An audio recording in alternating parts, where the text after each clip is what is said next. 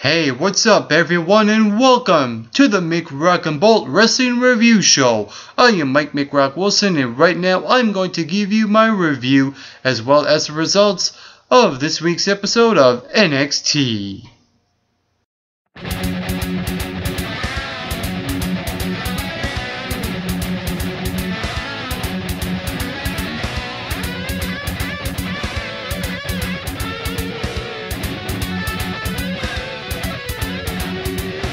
To me, when I look at this show overall, it feels like a hit and miss kind of show. There was some good, there was some bad, and I'm about to break it down. And the first thing that happened on this week's show was the Ascension taking on those guys, the jobbers, once again. And again, TNA wants to book the Ascension with two guys that no one really cares about going over the Ascension because NXT does this every single time, and now it's getting boring, and the fans are getting behind the Ascension, and they are not caring about the jobbers, and this causes a problem when TNA wants to build up and establish a dominant heel tag team.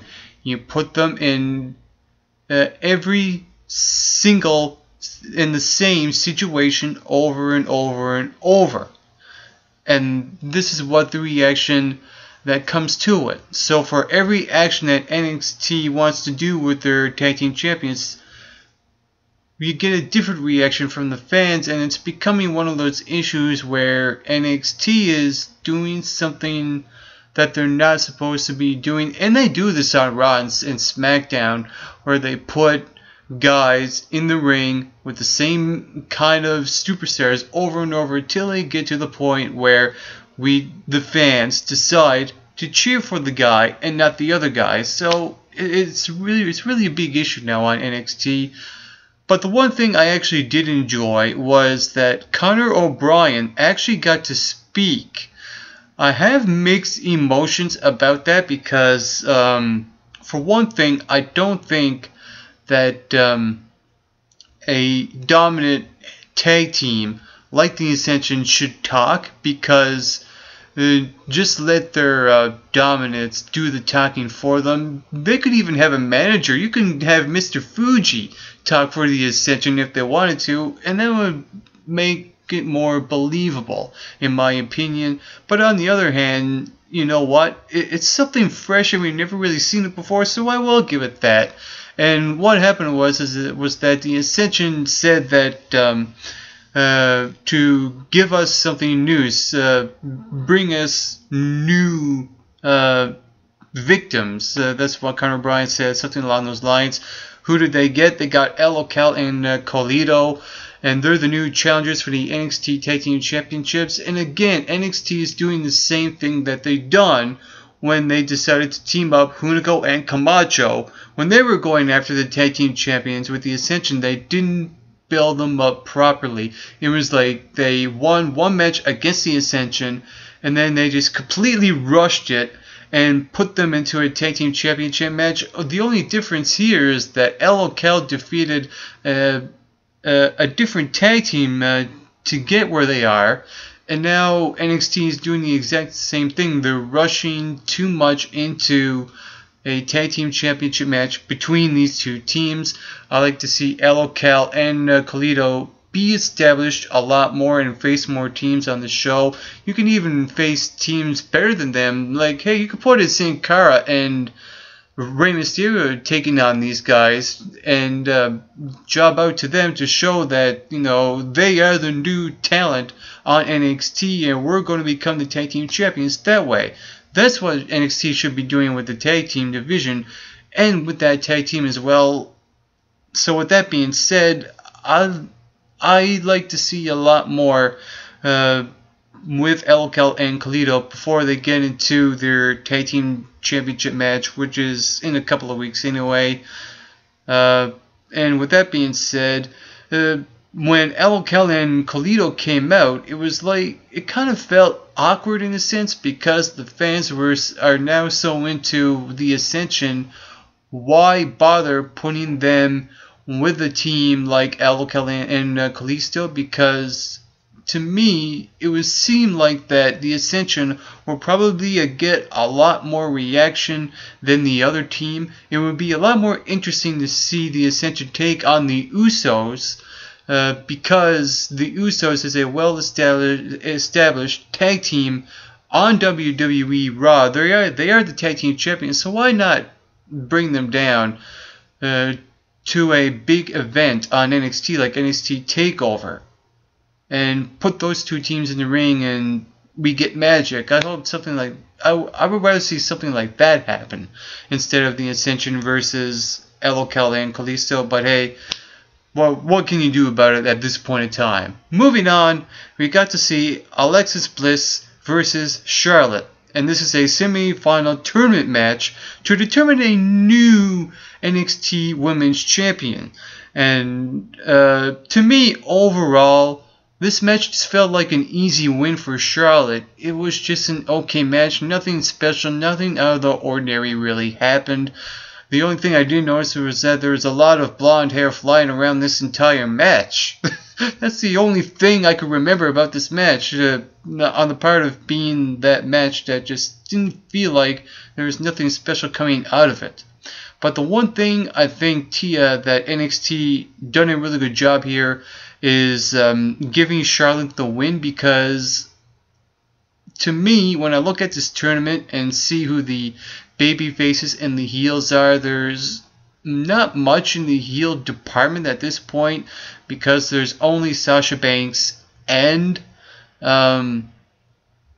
Charlotte.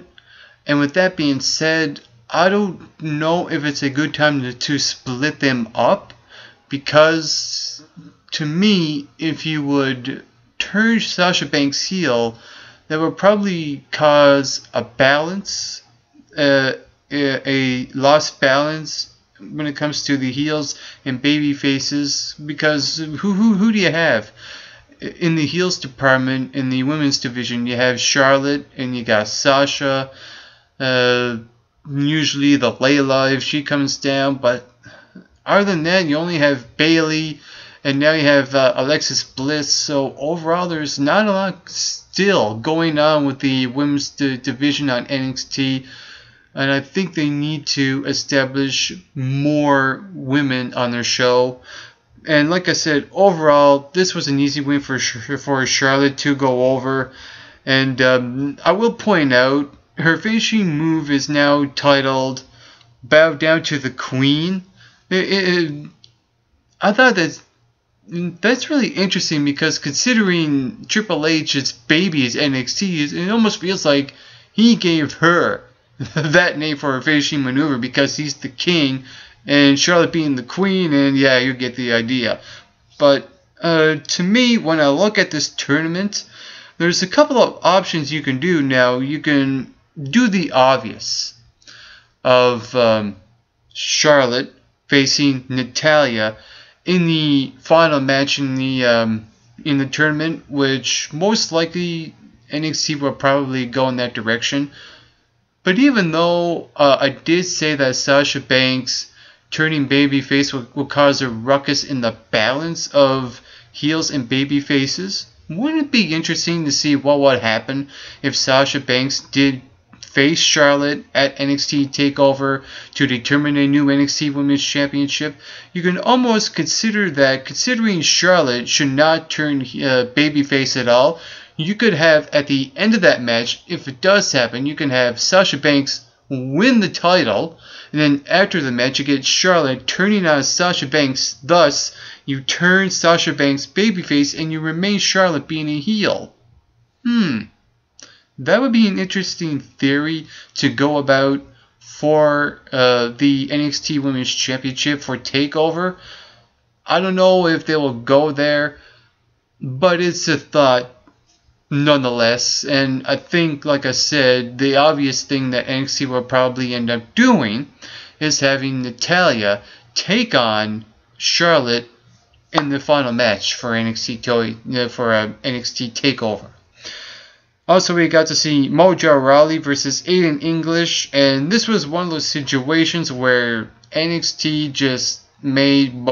don't get me started on this. but I'm going to. Here you have Mojo Rawley going over Aiden English, and here I'm thinking, oh boy. Here's the problem I have with this, is that it just seems like this was a rushed feud to begin with, because it was only a couple of weeks ago. Here you have Mojo Rawley already beat Aiden English, well, not beat him, but have him look strong in this rivalry already. And you get to the Battle Royal, nothing really happens between the two of them. I wish it did. And now you have Mojo Rawley going over Aiden English, and this would have been a really good opportunity for NXT, for your heel, your mid-carded NXT heel, to go over in this match. But what does NXT do? They have Mojo Rawley go over. And now they're making Mojo Rawley look like the invincible guy. The guy that is the obstacle to overcome. And if this rivalry continues, they would do the same thing that they do with John Cena and the Bray Wyatt situation, where you have Bray Wyatt becoming the babyface and John Cena being the obstacle. And now you're having Mojo Rawley being the John Cena on NXT. He's now the obstacle for Aiden English to go over if this rivalry does continue. Oh, I just don't understand why NXT will pull something like this. I thought NXT was a lot smarter than Raw or SmackDown or whatever the shows are on WWE. I thought that was really not the smartest thing I've seen on NXT. Because to me, when I look at this match, this also would have been a good opportunity to use a little bit of variety as well. Because this NXT is such a heavy wrestling show, you could have had a couple of guys come out and cutting promos and seeing what happens there. You could have had England English come out, cut a promo, Mojo Rawley come out, cut a promo, and the two of them tease the rivalry, and you let it continue for TakeOver. Something like that should have been done instead of Mojo Rawley going over Aiden English in this match. That's just my opinion. But what does NXT do? They do the complete opposite. And that was stupid. Moving on, we got to see Colin Cassidy versus Angelo Dawkins. And this was an okay match. I wasn't really crazy about it. I thought it was really funny where Angelo Dawkins was dancing in the ring before Colin Cassidy came out, and the fans there were not reacting at all. That had to be the most awkwardest thing I ever seen on NXT. That was funny. And then and then we get to see Colin Cassidy come out. He has this match. He goes over Angelo Dawkins, and throughout this match, I could have sworn I seen a little heelish side to Colin Cassidy. It was either that or he leveled up the intensity. I thought he actually improved a little bit in this match. The stuff he was doing was actually pretty good, and he went over clean in this match. Really interesting because Colin Cassidy is that limited wrestler kind of guy, and it's funny because I wouldn't expect a guy like him, a 7-foot tall guy, to do that move where he Irish whipped and he elevated himself off the ground and landed an elbow on Angelo Dawkins. I thought that was really good, adding stuff like that. And he gets the fans going with the SAWFT, soft chants going on. And the funny thing about this match, of all people, CJ Parker decides to come out in the audience with the sign that says NXT, and he has words on it, and it's all about being economically friendly and saving the environment, etc., etc. I thought that was pretty funny, to say the least. It was really nice to see CJ Parker have a little bit of time here on the show. And it's funny because he kind of got that Miz treatment as well, where you see him in the background and he's doing a bit of talking. Remember what the Miz did on Raw when he said, "I'm not being used on the show"? It kind of felt similar to that, only it was done in a different kind of way. So I thought that was pretty interesting. And we also got to see JBL talk to Bo Dallas backstage, talking about his career on NXT. Bo Dallas comes up to him and says, "Look at all my letters from all my believers saying that I should deserve another shot for the NXT Championship." What does JBL do? He books him in a match next week with Big E Langston, or should I say Big E because of the name change. And the stipulation is, if Bo Dallas wins, he gets another shot for the title. But if Bo Dallas loses, he is written off NXT and in brackets moves up to the Raw and SmackDown. And that's pretty much, what's going on here. And I see this match potentially being a really good, entertaining match where Bo Dallas loses and the people are saying nah and stuff like that. And that's a good write-off for him because WWE is using the video packages for him to build him up on the shows. And we get to the main event, and it was Tyson Kidd, Sami Zayn, and Tyler Breeze, the #1 contenders match for the NXT Championship.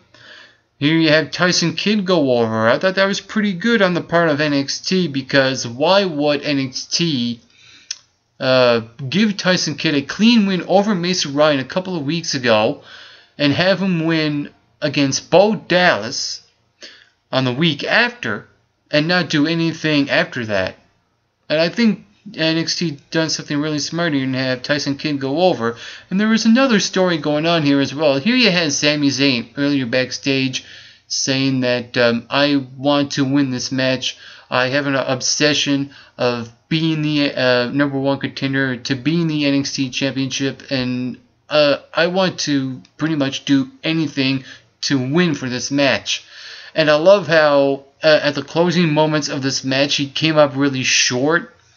It was like, Tyson Kidd pinning Tyler Breeze 1, 2, 3. He got so close to breaking the pin, and then he just realized it's sucking. He's like, oh no, I lost my shot at the title. And I love the emotion here from Sami Zayn.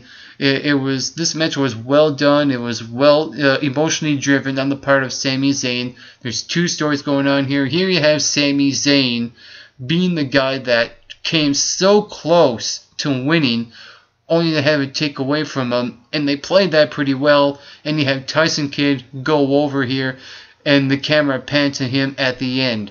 First you had Sami Zayn's emotion, and then Tyson Kidd. That was well done. And the match itself was actually pretty good. There was a great moment in here where you had a German suplex and an exploder suplex at the same time. Sick spot. That was amazing. And Sami Zayn, of course, was stealing the show. Of course, doing the diving crossbody and the diving suicide dive from inside the ring to outside. It was a good, solid ending to NXT. And overall, like I said, this show was kind of a hit-and-miss type of show. Some good, some bad, some in between. Overall, I would give it a 6 out of 10. But I like what they're doing with the show and help building up TakeOver. I'm not sold on every single match that's happening. Here you have the Ascension versus LO Kel and Kalisto. I'm not really incredibly sold on it. You also have the final match in the NXT Women's Championship, which probably end up being Charlotte versus Natalya. That would be really cool. But you also have Adrian Neville versus Tyson Kidd for the NXT Championship. And that's the match I'm really looking forward to the most. I'm sold on that. And I'm also interested to see, even though there's only 3 matches so far building up to TakeOver, I like to see what other matches are going to be on the show. Hopefully next week they establish more matches for TakeOver. And if you saw NXT this week, what did you think about it? Whatever you thought, comment below and let me know. While you're at it, you can hit that subscribe button down below this video. You can also follow MRB Wrestling on Twitter, and you can like us on Facebook at the Make Rock and Bolt Wrestling Review Show. And on a final note, to all you viewers watching, get plenty of rest and always do your best.